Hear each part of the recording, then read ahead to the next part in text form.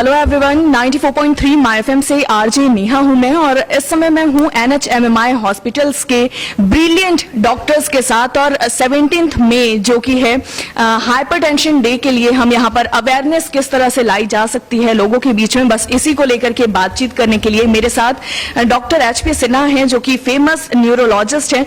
Sir, पहला question मैं आपसे करती हूं कि हाइपरटेंशन है क्या और किस तरह से इसे समझा जा सकता है, और अगर आज की पॉपुलेशन की बात करें कितने लोग हैं जो हाइपरटेंशन से ग्रसित हैं? हाइपरटेंशन का अर्थ होता है कि बीपी आपका बढ़ जाना। हमारे बॉडी के अंदर ब्लड एक निश्चित दबाव के साथ बहता है और वो जब जो प्रेशर है जब बढ़ जाता है तो हम उसे एक निश्चित लेवल से ऊपर बढ़ जाता है, तब हम उसे कहते हैं कि ये हाइपरटेंशन हो गया है। नॉर्मल व्यक्ति में बीपी 140/90 140/90 से कम होना चाहिए। अगर इससे ऊपर जाता है तो हम ये कहते हैं कि इसे हाइपरटेंशन हो गया है। एल्डरली पॉपुलेशन में अगर 60 ईयर से ज़्यादा हो गई है उम्र तो बीपी 150/90 से ऊपर हो तो हम कहेंगे कि हाइपरटेंशन हो गया है। आपने दूसरा सवाल पूछा कि कितने लोगों को ये प्रॉब्लम हो रही है। Almost 30 to 40% of the population is suffering from hypertension in the society.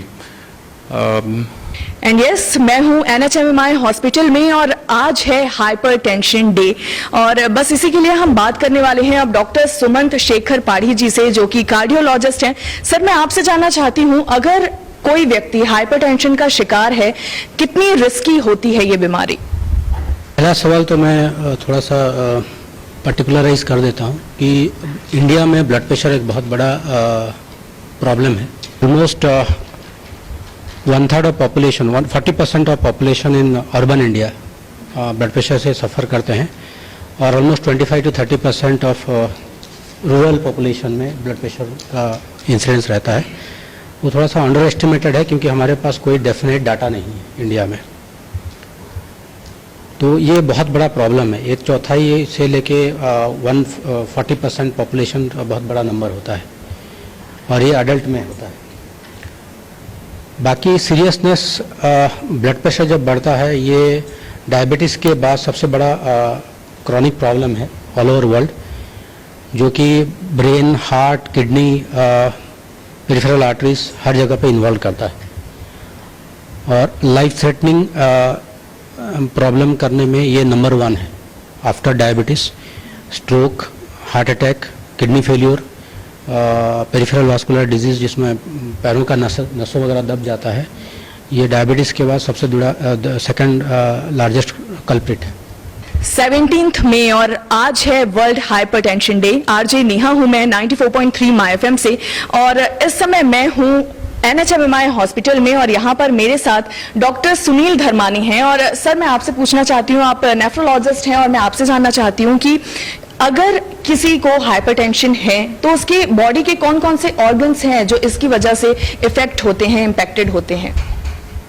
Hypertension usually अगर आप बात करें तो सिम्टम्स इनिशियल लेवल पर नहीं आते। ज़रूरी नहीं है कि आपको सिम्टम्स मिलें। कई बार बीपी हाई 180, 190 और बॉडी अडेप्ट कर जाती तो सिम्टोमेटिक पेशेंट नहीं होता है। और जो सिम्टम्स देखने को मिलते हैं वो यूजुअली हेडेक देखने को मिलता है, ऑक्सीपिटल हेडेक अगर बीपी हाई है, और स्वेटिंग देखने को मिल सकती है। इसके अलावा डिपेंडिंग अपॉन हाइपरटेंशन किस ऑर्गन को इफेक्ट कर रहा है, उसके इनडायरेक्ट कॉम्प्लिकेशन के सिम्टम्स के रूप में सामने आता है। चेस्ट पेन आ सकता है हार्ट का, अगर है किडनी का है तो उसमें डैमेज के फॉर्म में दिख सकता है या यूरिन के प्रोटीन के फॉर्म में दिख सकता है।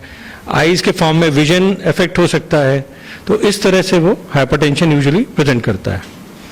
जो मोस्ट कॉमन माना जाता है वो है एसेंशियल हाइपरटेंशन, जिसको बोला ही जाता है बिना कारण के, अकारण जो होता है बेसिकली एसेंशियल हाइपरटेंशन। और जो दूसरे कारण होते हैं उनको बोलते हैं सेकेंडरी हाइपरटेंशन, जिसमें रीनल इन्वॉल्वमेंट, रीनोवैस्कुलर की वजह से मोस्ट कॉमन आता है, किडनी की वजह से। इसके अलावा एंडोक्राइन कॉजेज होते हैं जिसमें थायराइड डिसऑर्डर होते हैं और कुछ डिजीज रहती है जैसे फियोक्रोमोसाइटोमा, और एड्रिनल इशू, एड्रिनल की वजह से, तो ये दूसरे कॉजेज हैं। लेकिन मोस्ट कॉमन जो है वो एसेंशियल हाइपरटेंशन होता है। हाइपरटेंशन, हाई बीपी की वजह से किडनी इफेक्ट होती है, और अगर ध्यान न दिया जाए तो धीरे धीरे किडनी डैमेज बढ़ता जाए तो फेलियर की तरफ जाता है। और किडनी डैमेज किसी भी वजह से हो और वो डैमेज जब बढ़ रहा होता है तो वो भी बीपी बढ़ा के मैनिफेस्ट करता है। तो दोनों वाइसी वर्सा हैं। और इसका इन्वॉल्वमेंट ऐसे रहता है कि लंबे समय से अगर ब्लड प्रेशर है तो जो किडनी के अंदर जो ग्लोमेरुलस एक छन्नियाँ होती हैं प्लस ट्यूब्यूल्स, दोनों को डैमेज करता है और धीरे धीरे वहाँ पे फाइब्रोसिस होने लगती है और किडनी सिकुड़ने लगती है। प्लस जो ग्लोमेरुलस होते हैं वहाँ से जो उसके पोर्स हैं बड़े हो जाते हैं तो प्रोटीन लीकेज भी होने लगता है, और अल्टीमेटली फिर ये किडनी डैमेज होते हुए आगे बढ़ते हुए फेलियर की तरफ चली जाती है। फिर पेशेंट डायलिसिस पे भी आ सकता है लॉन्ग रन में। अगर कोई हाइपरटेंशन का मरीज है, कैसी लाइफ होती है उसकी इस बीमारी से जूझते हुए? हाइपरटेंशन कोई बहुत बड़ी बीमारी हो ऐसा नहीं है। अपने आप में हाइपरटेंशन एक बहुत बड़ी बीमारी नहीं है अगर इसका सही इलाज आप करवा रहे हो, रेगुलर चेकअप करवा रहे हो, रेगुलर ट्रीटमेंट करवा रहे हो। लेकिन अगर आपने ध्यान नहीं दिया सही वक्त पर तो ये एक अन्य बीमारियों के लिए महत्वपूर्ण कारण बन सकती है, स्ट्रोक के लिए, हार्ट अटैक के लिए कारण बन सकती है। लेकिन स्वयं में अपने आप में ये बहुत ज़्यादा लक्षण नहीं देती है। छोटे मोटे लक्षण दे सकती है, जैसे सिर दर्द हो सकता है, उल्टी आ सकती है, कभी चक्कर आ सकता है, कभी कभी बहुत ज़्यादा प्रेशर बढ़ गया तो बेहोशी भी आ सकती है। लेकिन ये उतने खतरनाक नहीं है जितने कि इसके दूरगामी प्रभाव होते हैं। इसलिए लॉन्ग टर्म पर ये ज़्यादा प्रभाव अपना दिखाती है। तो शुरुआती स्तर पर ये बहुत ज़्यादा तकलीफ नहीं देती है। इसलिए हाइपरटेंशन से पीड़ित व्यक्ति अगर ट्रीटमेंट ठीक करा रहा हो नियमित रूप से तो उसका जीवन बिल्कुल एक सामान्य व्यक्ति की तरह चल सकता है, और कोई भी लक्षण बाहर से आपको मालूम भी नहीं पड़ेंगे कि इस व्यक्ति को हाइपरटेंशन है। सर, अब मैं आपसे पूछना चाहती हूँ, क्या कुछ मीथ्स और कुछ फैक्ट्स हैं हाइपरटेंशन को लेकर के, मरीजों में लेकर के, या फिर एक जनरल पॉपुलेशन की हम बात करें? सबसे बड़ा मिथ ये है कि मुझे बीपी नहीं है। लोगों को जो चूंकि सिम्टम नहीं होता है, लोगों को लगता है कि मुझे बीपी नहीं है या बीपी के वजह से मुझे कोई क्षति नहीं हो रहा है, हार्म नहीं हो रहा है। प्रॉब्लम क्या होता है, बीपी और उसके साथ डायबिटीज दो ऐसे बीमारी हैं जो बॉडी में दिमाग जैसा काम करते हैं, धीरे धीरे कुरेदते रहते हैं और हर टाइम हर मिनट कुछ कुछ नुकसान करते रहते हैं अगर कंट्रोल में नहीं है तो। और एक ऐसा सिचुएशन आएगा जिसमें आपको जब पता चलता है, उसके लिए जब सिम्टम होने लगता है, प्रॉब्लम होने लगता है, मान लीजिए किडनी फेल हो गया या अटैक हो गया, स्ट्रोक हो गया, तब आपके पास कुछ करने लायक नहीं होता है, जैसा दिमाग का जैसा कोई वुड को काट के जैसा करता है उस टाइप का है। तो सबसे बड़ा ये है कि जिसको भी ब्लड प्रेशर कभी भी डिटेक्टेड हुआ है, सम टाइप ऑफ कंट्रोल उसको जरूरी है, बीच बीच में चेकअप करना जरूरी है। नेसेसरी नहीं है कि उसको सिम्टम हो तब जाके मेडिसिन खाएंगे। एक दूसरा ये है कि जो यंगर पॉपुलेशन होता है, particularly less than 50 year of age में रहते हैं, जब हम बीपी चेक करते हैं 130 नॉर्मल है, 140 नॉर्मल है देखते हैं, लेकिन वो डायस्टोलिक बीपी जो नीचे का बीपी होता है उसको देखना, रिकॉर्ड करना और उसको तवज्जो देना वो भूल जाते हैं। पर डायस्टोलिक ब्लड प्रेशर भी 80 या उससे कम होना चाहिए।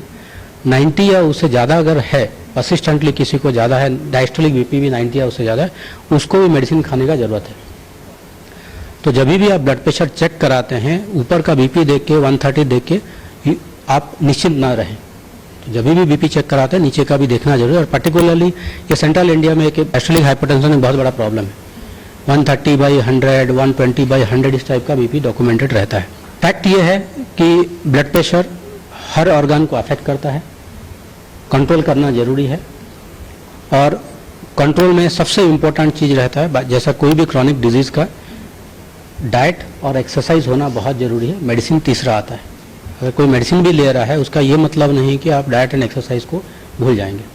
सो ये तीन चीज़ ध्यान रखना किसी भी पेशेंट को जिसको ब्लड प्रेशर है या ब्लड प्रेशर होने का संभावना रहता है, जिसका हाई फैमिली हिस्ट्री पॉजिटिव है, तो उसको ध्यान रखना बहुत ज़रूरी है।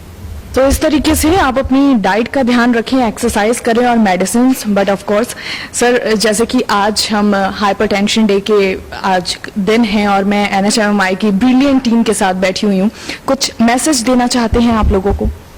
मैं यही कहना चाहूँगा कि इसी तरह से हम अवेयरनेस फैलाना चाहते हैं कि अपने एक बार भी अगर आपका ब्लड प्रेशर हाई आता है तो उसको सीरियसली लें, अपने डॉक्टर से कंसल्ट करें और दोबारा चेक करें। जब 2 रीडिंग्स आपको मिलती हैं तो उसको कंसिडर किया जाता है। तो पूरा ध्यान रखें, हाइपरटेंशन को हवा ना समझें और उसका बराबर इलाज है। जैसा कि बताया है कि डाइट, वेट कंट्रोल पहले नंबर पे आता है, उसके बाद ड्रग की जरूरत होती है। तो जागरूक हों इसके प्रति, कोई बड़ी बीमारी नहीं है ये। इतनी सारी बातें करने के बाद और जानने के बाद कि हाइपरटेंशन एक्चुअली होता क्या है और किस तरह से लोगों के बीच में इस बीमारी को लेकर के हवा बना हुआ है, जबकि एक सिंपल सी चीज है, आप खुद के वेट का ध्यान रखें, रेगुलर एक्सरसाइज करें, अच्छी डाइट लें और उसके बाद जो 3rd नंबर पे आती हैं वो होती हैं दवाइयां। और बेशक आपको कंसल्ट करना होगा ऐसे बेहतरीन डॉक्टर्स जो कि इस समय मेरे साथ हैं NHMMI हॉस्पिटल में। और बस यही कहना चाहती हूँ, अपना खूब ख्याल रखें और हाइपरटेंशन हवा ना बनाए, क्योंकि आपकी सेहत से ज्यादा इंपॉर्टेंट कुछ नहीं है। और सेहत का ख्याल रखने के लिए हमारे साथ बेहतरीन डॉक्टर्स हैं। और ये जो वीडियो आप देख रहे हैं 2017 वर्ल्ड हाइपरटेंशन डे पर, इसे जितना हो सकता है शेयर करें, क्योंकि इस बीमारी के बारे में जानना बहुत जरूरी है। स्टे ट्यून 94.3 माय एफएम पर। आरजे नेहा हूं मैं, जियो दिल से।